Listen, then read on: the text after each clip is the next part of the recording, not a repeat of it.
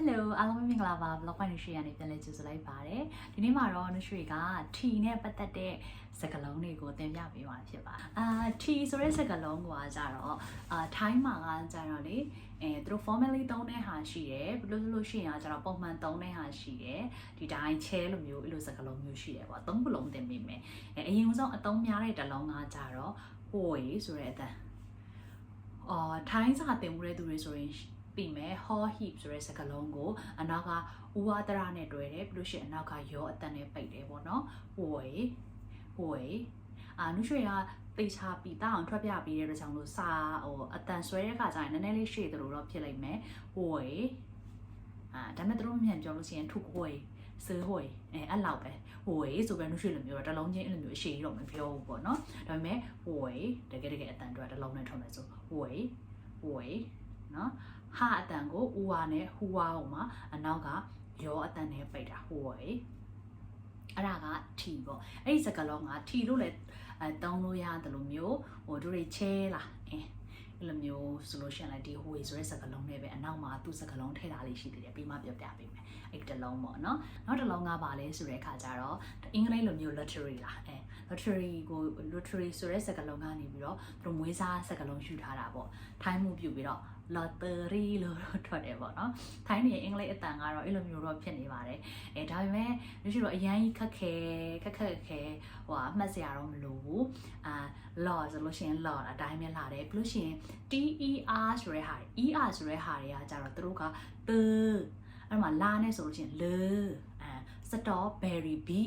ဟာလားအဲ့ဆို ber အဲ့လိုမျိုးအတန်လေးထွက်တယ်အဲ့ကြောင့်မလို့အင်္ဂလိပ်စကားလုံးတွေကနေသူတို့မွေးစားယူထားတယ် ter ber cer စအကလုံးဆိုလို့ရှိရင်အဓိကအင်္ဂလိပ်လိုရဲ့ main ပြီးကိုယူပြီးလို့ရှိရင်အလယ်မှာဆိုတဲ့အတန်ကိုထည့်လိုက်ပြီးလို့ရှိရင် re တို့ရှင်တို့ဘာလို့ဆိုလို့ရှင်အားကြတော့အတန်ကိုပြင်းပြင်းလေးစောက်ထွက်လိုက်အဲ့ဒါကတော့သူ technique ပေါ့နော် lottery မဟုတ်ဘဲနဲ့ lottery ဆိုပြီး lottery ဆိုရဲဒီနုရွှေတို့သူတို့တရက်ဝင်ထီတွေကြတော့ဝေထက်ကို lottery လို့ပဲပြောတာများတယ်ပေါ့နော်ซื้อ lottery ไหมคะအဲ့လိုမျိုးရောင်းတဲ့သူတွေကလည်းဝေလို့မတုံးကြဘူး lottery လို့ပဲတုံးကြတယ်ဒါပေမဲ့အဲ့လိုဝယ်တဲ့သူတွေပြောတဲ့ဒီတိုင်းရက်တဲမှာပြောတယ်ပါတယ်ဆိုလို့ရှိရင်ဟိုရင်းနဲ့ပဲပြောတယ်ပေါ့နော်နောက်ဆုံးတစ်လုံးကကြတော့နောက်ဆုံးတစ်လုံးဆိုတာဒီ T ဆိုတဲ့စကားလုံးဟိုမှာသူတို့ထိုင်းလိုမျိုးဘာနံပါတ်ပေါက်တယ်ဆိုပြီးတော့ကြီးညာတဲ့ခါကြလို့ရှိရင်လေပြောတယ်လေสลากกินแบ่งรัฐบาลလို့ခေါ်တယ်สลากกินแบ่งรัฐบาลสลากဆိုတာကျတော့တို့တို့အဲ့ ticket တွေဟိုစာရွက်လေးတွေပေါ့နော်สลากกินဆိုတာစားတဲ့ กินပဲแบ่งဆိုတာမျှဝေပေးတာรัฐบาลဆိုတာအစိုးရနဲ့မျှဝေပြီးစားတဲ့စာရွက်ပေါ့လေအဲ့လိုပြောတာT ပေါ့အစိုးရ T ဆိုတဲ့ပုံစံမျိုးပေါ့လေအလွယ်မှတ်ရင်တော့စလာကင်ဘန်รัฐบาลလို့ပြောတယ်ဒါကတော့ပြင်မှာတော့ဘယ်သူမှတော့မသုံးကြဘူးဒါပေမဲ့အဲ့လိုမျိုးရေးထားတာတွေ့ခဲ့တယ်เนาะပြောတာကြားခဲ့တယ်ဆိုရင်ဒါကလည်းတို့တွေ lottery ဒါမှမဟုတ်ရင်ဟွေကိုပြောတာပဲဒါပေမဲ့ချဲထိုးတယ်သူတို့ဘယ်လိုခေါ်လဲတိုက်တင်လို့ခေါ်တယ်တိုက်တင်တော့မပါဘူးပေါ့နော်အဲ့ဒါကြတော့ T နဲ့ပတ်သက်တဲ့စကားလုံး၃လုံးအဲ့ဒါမှမဟုတ်ပြီနုရွှေတို့ဝယ်တယ်ဆိုတဲ့စကားလုံး T ဝယ်မယ်ဆိုလို့ရှိရင်ကြတော့ซื้อဆိုတဲ့အတန်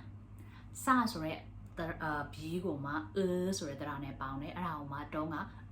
ဆိုတော့အပေါ်အတန်လေးနည်းနည်းလေးတက်သွားတယ်ซื้อဝယ်ရဆိုရဲ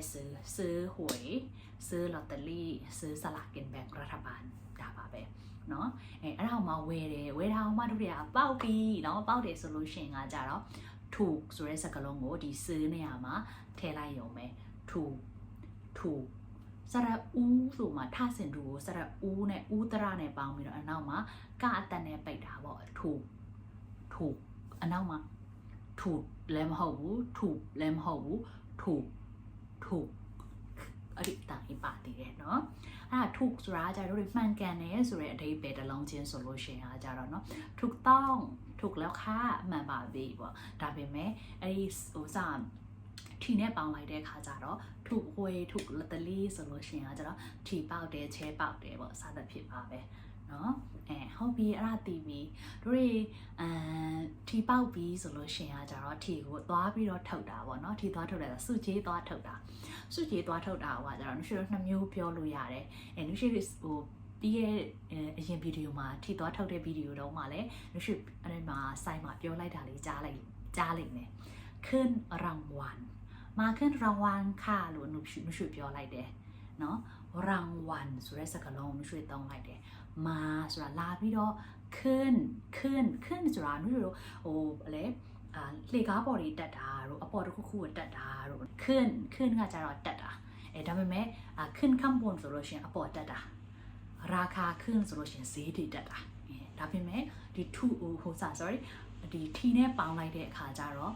ထီနဲ့ပေါင်းတာမဟုတ်ပါဘူးတို့တွေကรางวัลဆိုတဲ့စုချီနဲ့ပေါင်းလိုက်တဲ့အခါကျတော့มาขึ้นรางวัล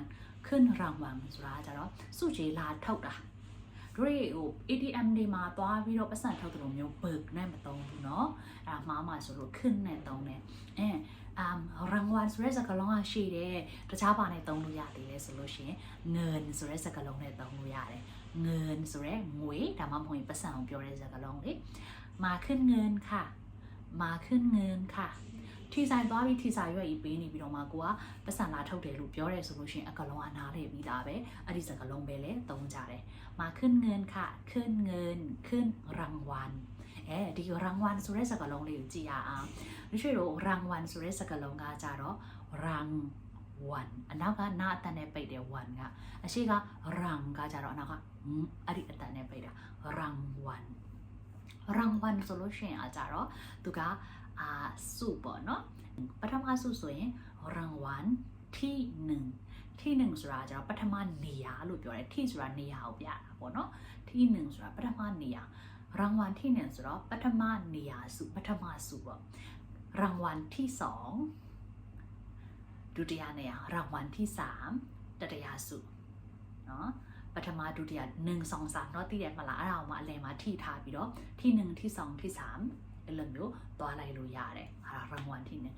ဟုတ်ပြီလို့ရှိပေါက်တဲ့ထီဆိုလို့ရှိရင်ကကျတော့အနောက်နှလုံးပဲပေါက်တာအနောက်နှလုံးပဲတူတာပေါ့သူတို့ကကျတော့အနောက်နှလုံးအနောက်3လုံးအရှေ့3လုံးအဲ့လိုမျိုးလေးတွေရှိတယ်ဆိုတော့အနောက်ကနန်းနှလုံးပေါ့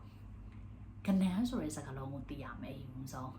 ပြောတာကတော့နည်းနည်းတော့ရှေ့သွားလိုက်မယ်ဒါပေမဲ့လည်းတခါတည်းဒီထီနဲ့ပတ်သက်ပြီးတော့ဗီဒီယိုတစ်ခုထဲမှာပဲနောက်အခုကြည့်လို့မကုန်လို့ရှိရင်လည်းပြန်လာကြည့်လို့ရအောင်ပေါ့နော်တခါတည်းပြောလိုက်မယ်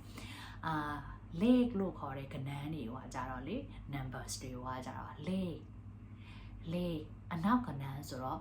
เลขท้ายဆိုတာအနောက်ကဟုတ်ပြောတာเลขท้ายဘယ်နှလုံးလဲနှလုံးဆိုတော့2တို့တွေအဲ့ဒီကဏ္ဍတွေရဲ့ classifier ပေါ့မျိုးပြပစ္စည်းကကြတော့ဘာလဲဆိုတော့သူအကောင်လေးတွေကိုပြောတဲ့ခါကျရင်တရိတ်ဆန်နေဆိုလို့ရှိရင်လည်း1သူကစုံသူကနဲ့ပဲသုံးတယ်လို့မျိုးပဲဒီကဏ္ဍတွေကိုဆိုလို့ရှိရင်လည်းကဏ္ဍဆုံးလို့ကဏ္ဍမဟုတ်ကဏ္ဍတွေကိုဆိုလို့ရှိရင်လည်းသူကနဲ့ပဲသုံးတယ်ပေါ့နော်เลขท้าย2ตัวรางวัลเลขท้าย2ตัวနောက်3လုံးတူတာဆိုရင်เลขท้าย3ตัวအဲ့လိုမျိုးပြောင်းလို့ရမယ်စုံနေရာမှာ3ဆိုပြီးတော့ပြောင်းလိုက်ရုံပဲပေါ့နော်ဟုတ်ပြီအဲ့ဒါဆိုလို့ရှိရင်ကကြတော့အရှိကဏ္ဍဆိုရင်ရောအနောက်စကားလုံးကကြတော့ Thai လို့ခေါ်ပေမဲ့အရှိစကားလုံးဆိုလို့ရှိရင်ကကြတော့နာလို့ခေါ်တယ်မျက်နှာဆိုတဲ့စကားလုံးနာပဲเนาะเลขหน้า3ตัวเลขหน้า3ตัวစသဖြင့်မှတ်လို့ရပါတယ်တခြားပါရှိအောင်မလဲထီနဲ့ပတ်သက်ပြီးတော့ပြောတာပြီးဝေတာတွေပေါက်တာတွေသွားပြီးတော့ပတ်စံထုတ်တာတွေစုကြည်ဘာတွေရှိတယ်ဆိုတာဒီပြောပြီးဆိုတော့အကလုံးတော့ပြည့်စုံပြီးတော့ထင်တယ်တခြားထပ်ပြီးတော့နှုတ်ရွှေပြောရတဲ့မှာလိုအပ်ခဲ့တာရှိတယ်တခြားသိချင်တဲ့စကားလုံးတွေဒီချိန်နဲ့ပတ်သက်ပြီးတော့သိချင်တာရှိသေးရင်တော့comment အောက်မှာမှန်ခဲ့လို့ရတယ်နှုတ်ရွှေဝေဖြည့်ပေးပါမယ်နော်အကလုံးပဲဆုံးဖြတ်ကြည့်ပေးတဲ့ကြောင့်လို့ကျေးဇူးအများကြီးတင်ပါတယ်နောက်ဗီဒီယိုကြိုင်ပြန်တွေ့ကြမယ်တတား